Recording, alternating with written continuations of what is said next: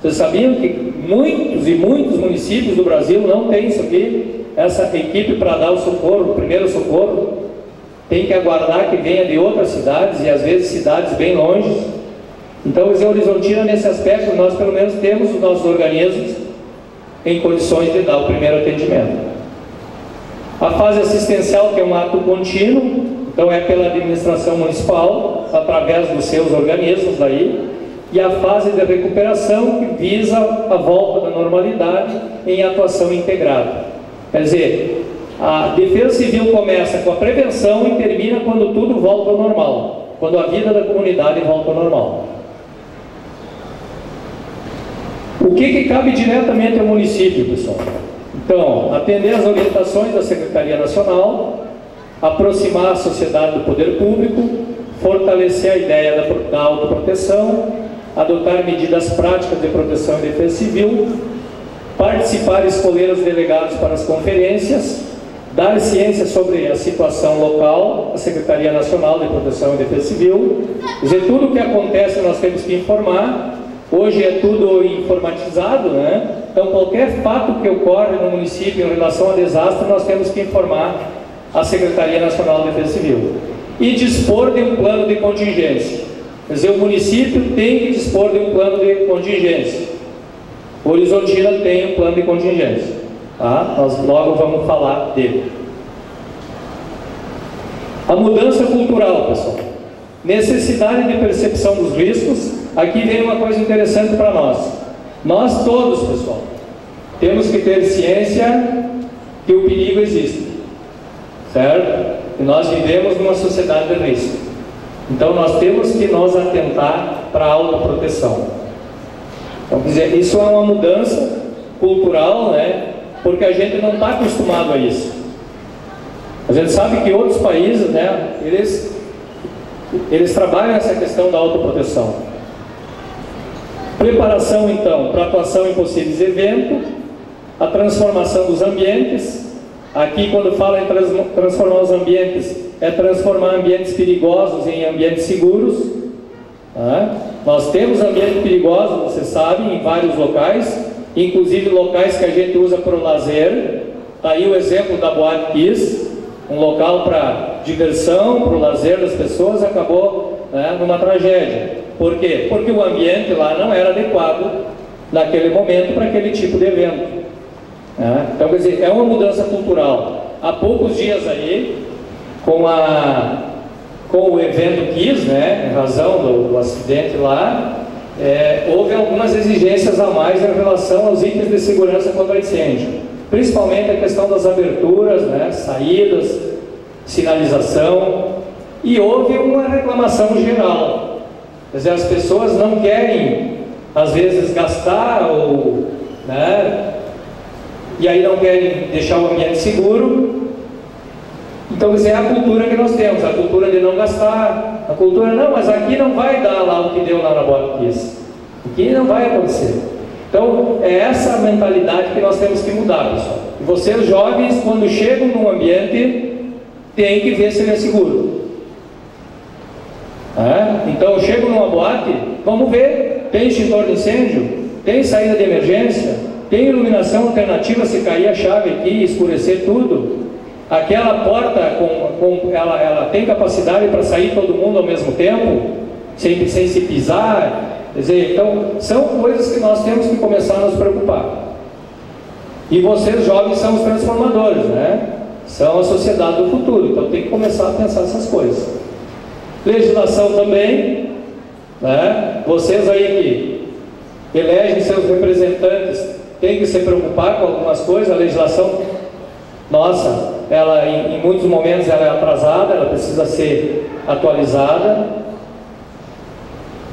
E uma coisa boa aqui nessa mudança cultural, pessoal, que o Brasil está sendo representado na Conferência Mundial 2015, que está acontecendo nesse momento. Olha a coincidência.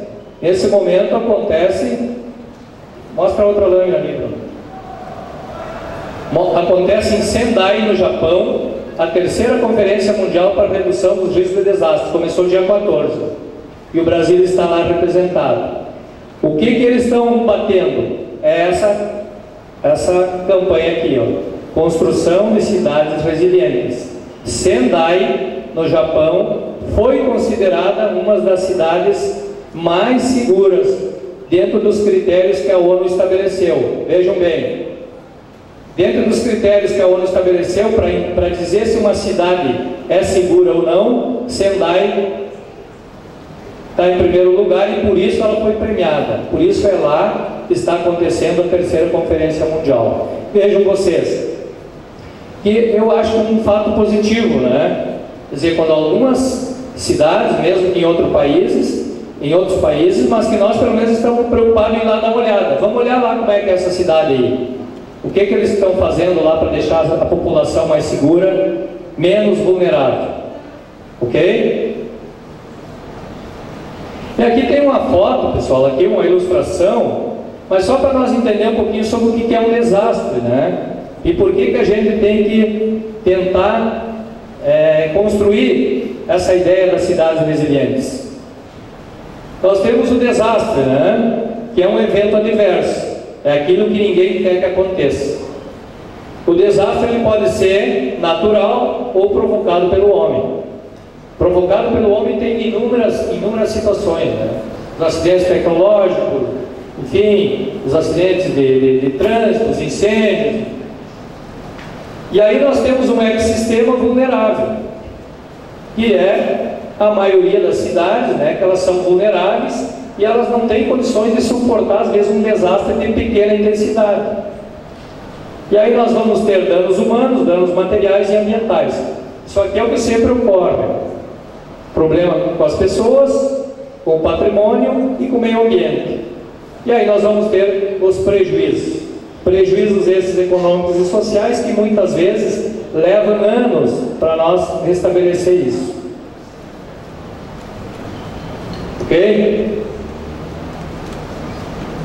Algumas recomendações então que tem para nós, para os municípios. Observação do Plano Nacional de Gestão e Risco de Desastres, estimular a participação da sociedade, a existência das coordenadorias municipal, estar representado nas conferências, fortalecer os organismos locais existentes. Aqui tem duas coisas aqui que nós estamos procurando atender em Horizontina, dessas recomendações que a Secretaria Nacional tem passado para os municípios. Uma é essa aqui, ó, estimular a participação da sociedade. Então, é as palestras, é as conferências, é os planejamento mútuo com as empresas, com as brigadas de incêndio, com o voluntariado, com as ONG, né? Quer dizer, então, quando a gente começa a discutir isso com esses organismos, nós estamos estimulando a participação da sociedade. A coordenadoria municipal. Horizontina tem uma coordenadoria municipal, da qual eu sou coordenador, que é composta por várias pessoas e vários organismos. Logo na sequência nós vamos mostrar para vocês. Estar representado nas conferências, isso nós fizemos, e fortalecer os organismos locais existentes. Os organismos locais existentes, para vocês terem uma ideia, o município que tem convênio com a Brigada Militar e convênio com o Corpo de Bombeiros, para repasse de recursos, aonde está fortalecendo esses organismos. Então, para vocês entenderem que o município também se preocupa com essas questões, embora esses órgãos sendo órgãos estaduais, eles mediante convênios estão sendo fortalecidos pelo município. Problemas atuais, pessoal. Isso aqui é só para nós dar um exemplo, dentre tantos problemas que existem, é o que está acontecendo no Acre hoje. Vocês estão acompanhando aí pelo noticiário, né? O estado do Acre vive a maior cheia de todos os tempos. O Rio Acre, né, já tem 4 municípios em calamidade pública. Aqui, ó, 4 municípios em calamidade pública, 5 municípios em situação de emergência, 87 mil pessoas atingidas, 29 abrigos provisórios montados e locais que nunca foram atingidos antes pelas águas foram atingidos agora. Então é aquilo que eu falava antes, é os eventos climáticos mais intensos, as enchentes, as chuvas, e aí é um problema de hoje para nós ver que os problemas estão aí. Decretação de situação de emergência. Aqui eu fiz questão de colocar isso aqui, pessoal, porque às vezes dá um problema ou outro e logo começa, mas por que o prefeito não decreta a situação de emergência? Por que não decreta a calamidade pública, né? Então, hoje, compete ao Executivo Municipal. É o prefeito que vai decretar situação de emergência ou estado de calamidade pública. Só que para ele fazer isso, ele tem que obedecer critérios objetivos. E esses critérios objetivos, eles são baseados na receita do município. E aí nós temos uma desvantagem, né? Horizontina tem uma receita acima da média dos municípios pequenos. Todos vocês sabem disso, né? Isso é uma coisa boa. Nós temos uma receita boa comparando com os municípios da região. Só que quando é para fazer uma decretação baseada na receita, nós temos dificuldade. Por quê? Porque é 2,77% da receita corrente líquida. Olhem bem, 2,77% da receita corrente líquida do município, anual, né? Isso aqui é a receita corrente anual. Quando nós tivermos prejuízos públicos é aquilo que é do poder público, certo? Prédios públicos, escolas, estradas, pontes, enfim. Se os prejuízos públicos ultrapassarem 2,77% da receita, o prefeito cumpriu um dos critérios, certo? Mas se esses prejuízos forem privados, a regra é outra daí. Se o prejuízo é privado, daí nós temos que atingir 8,33% da receita corrente líquida. Para vocês terem uma ideia, assim, em torno de 56 milhões a receita corrente líquida de Horizontina do ano de 2014. Ok? 56 milhões a receita corrente líquida de 2014. Então nós temos que atingir esses percentuais de 56 milhões. Vejam que não é tão pouco prejuízo para a gente poder decretar a situação de emergência em Horizontina. E além disso, para o prefeito decretar, ele tem que comprovar que não tem condições de se restabelecer sozinho. Quer dizer, a crise que se instalou, o município precisa de recurso externo. Daí ele pode decretar. Então isso só para esclarecer para vocês que não é simplesmente dizer eu vou fazer um decreto de situação de emergência. Tem que ter hoje critérios objetivos, que a lei chama assim, ó. Quer dizer, tem que demonstrar que de fato cabe a decretação. E tem mais uma, ó, que tem que ter relação, além de ter os prejuízos comprovados, pessoal, público ou privado, tem que ter também relação com o colapso de serviços essenciais. O que são serviços essenciais? Você sabe, né? O que é um serviço essencial? Me dá um exemplo.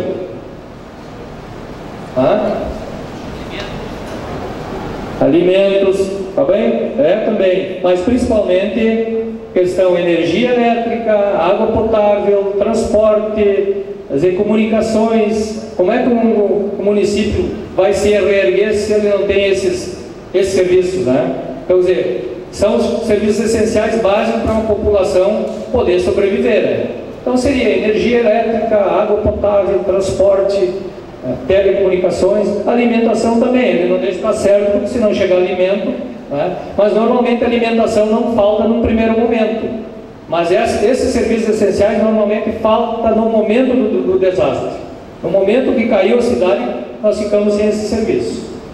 E tem que estar dando o primeiro atendimento, ó. Novamente aqui, pessoal, como nós temos que atender esse critério de prestar o primeiro atendimento, justifica ainda mais a existência do plano de contingência, né? Como é que eu vou dar atendimento se eu não tenho plano? Ok? O que já foi feito então? Alimentação do sistema informatizado sobre os eventos ocorridos, a nomeação da coordenadoria, a elaboração e aprovação do plano de contingência, abertura de conta específica para a obtenção do cartão de defesa civil. Hoje os recursos eles são disponibilizados via cartão, cadastramento no sistema para inserção dos relatórios, né, que tem que estar cadastrado para no momento do acidente poder fazer o lançamento de todas as informações, participação dos treinamentos da região, fortalecimento das forças de segurança, projeto para ampliação para vazão de águas pluviais, Nós temos no município esse projeto para quê, pessoal? Para dar mais vazão às águas pluviais, às águas de chuvas, que a tubulação hoje não comporta em alguns casos. Vejam bem, foi projetado tudo mais, mas a gente está acompanhando isso e em determinados momentos a nossa tubulação de água não dá conta da vazão. E também mais rigor, isso aqui é lá com o departamento de projetos do município, mais rigor na aprovação de projetos de loteamentos. Então, quer dizer que para surgir um novo loteamento, ele tem que seguir todas aquelas regras que o município exige. E dentro disso está, só para dar um exemplo, a questão do escoamento das águas. O que mais, Bruno? Municípios prioritários, então. Horizontina consta na lista. Isso aqui é importante você saber, pessoal. Nós constamos aqui de uma lista de 821 municípios a nível nacional e de 31 municípios a nível estadual. E isso facilita a agilidade na homologação dos nossos encaminhamentos. Por que a gente chegou aqui? Não é porque Horizontina é dos municípios que tem mais problema, mas sim por dos municípios que encaminha todas as solicitações, atende as recomendações da Secretaria Nacional de Defesa Civil. Então, por isso nós fazemos parte hoje dessa lista aí de 31 municípios do estado, que são considerados prioritários. Ou seja, num caso de dar em vários municípios um desastre que atingir vários municípios, os que constam da lista têm prioridade. Plano de contingência, então. Aqui está o nosso documento, pessoal, plano de contingência, que eu tenho aqui junto, aqui o plano de contingência, que na verdade é um documento. É um documento. Só que esse documento é obrigatório e ele tem que ser aprovado. Então nós em 2013 fizemos o plano de contingência, ele foi aprovado pela coordenadoria estadual e hoje nós temos esse documento aprovado. Reúne todas as informações e meios disponíveis para nós dar o primeiro atendimento. Estabelece os procedimentos para os casos de resposta, observa a realidade local e busca o envolvimento de todos os segmentos. Vejam vocês então, pessoal, um plano de contingência na verdade é isso. É um plano de ação, ou seja, é um plano de solução. É para, naquele primeiro momento que dá o desastre, nós saber o que vamos fazer. Na sequência, objetivos do plano então: facilitar a resposta às situações de socorro, minimizando os efeitos do desastre e restabelecer a normalidade. Mas ele tem esse objetivo, ele é um facilitador para nós dar a resposta. Ele estabelece os procedimentos para uma atuação coordenada durante os eventos catastróficos. Isso aqui, pessoal, é comprovado, né, que se a gente não tiver esse plano, quando dá um problema, sai um para cada lado, cada um tenta resolver as coisas do seu modo, e aí a gente não consegue reunir os esforços e os meios. Por isso que é necessário, então, que ele seja nesse formato, ó, que ele tenha, né, esses procedimentos de atuação e que seja coordenado. E também ele tem o objetivo de desenvolver a responsabilidade de todos, essa ideia da responsabilidade de todos. Temos ido para o final, então, da nossa exposição, pessoal. Aqui é a composição da coordenadoria. A gente fez a parte da coordenação central, são com os meios do município. Se vocês olharem ali, ó, é o secretário do Desenvolvimento Rural, ou seja, da Agricultura, o secretário da Infraestrutura, a secretária de Ação Social, a secretária de Saúde, o comandante da Brigada, o comandante do Corpo de Bombeiros, o engenheiro ambiental do município e a secretária que faz parte da coordenadoria para os encaminhamentos burocráticos. Por que a gente fez nesse formato? Porque é onde estão os primeiros recursos que o município dispõe. Quer dizer, os primeiros meios, os primeiros equipamentos nós temos nessas secretarias. Se precisa de ambulância, está na saúde. Precisa de máquinas, reta escavadeira, está lá na obras. Caminhões, enfim, está na agricultura. Questão ambiental, está ali o engenheiro ambiental. Corpo de bombeiros que começa dando socorro. Brigada militar, você tem que fazer isolamento, você tem que... Então, quer dizer, nós temos aí os principais organismos na coordenadoria de defesa civil do município de Horizontina. E o acionamento do plano. Quando que nós vamos acionar esse plano de contingência?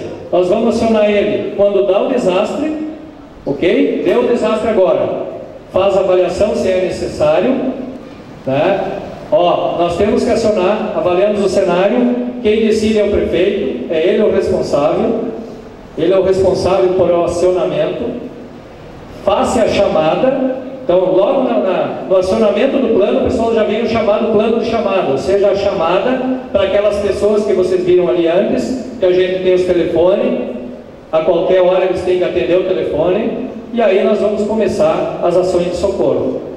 Define um posto de comando, porque todos têm que saber, todos os que estão envolvidos aí na operação têm que saber aonde é o posto de comando, para eles poderem se dirigir àquele local. Inicia-se as ações com coordenação e acompanhamento. Então isso aqui é para vocês entenderem o que é uma situação de acionamento de plano de contingência, ok? É simples, é isso aqui mesmo, é o evento, avaliação, decisão, faz chamada e começam as ações, né? Porque nós podemos ter pessoas em situação de risco de vida em algumas situações. Ações individuais, para finalizar, o que eu posso fazer então? Vocês estão aqui dizendo, mas e nós, o que nós podemos fazer? Então tem algumas ações que são bem simples até, né? Por quê? Porque a ação individual, ela vai reduzir a vulnerabilidade da coletividade. Então, um exemplo aqui, ó, coletar água das chuvas. É um exemplo, aquela chuva que vai ir para a tubulação, que não dá conta, né? Que não vence, aquela chuva torrencial, se cada um coletar em casa, mas parece que isso não é nada, né? Mas na soma de todas as nossas residências, quanto nós vamos coletar de água? Destinação do lixo, porque se lixo não for bem destinado, ele vai para as bocas de lobo, ele vai para os rios, né? E também a pavimentação, arborização adequada, pavimentação. Nós temos hoje o hábito das calçadas, né? Em tudo é calçada. E aí, quando vem uma chuva torrencial, o que acontece? Se não tem absorção no pátio, vai para a rua, vai para a tubulação, e a tubulação não dá conta, e nós temos as inundações. Então, só para dar os exemplos práticos para vocês. O interesse de todos. Então, agora, fechamento, então, pessoal, a proteção de defesa civil está relacionada com o desenvolvimento sustentável.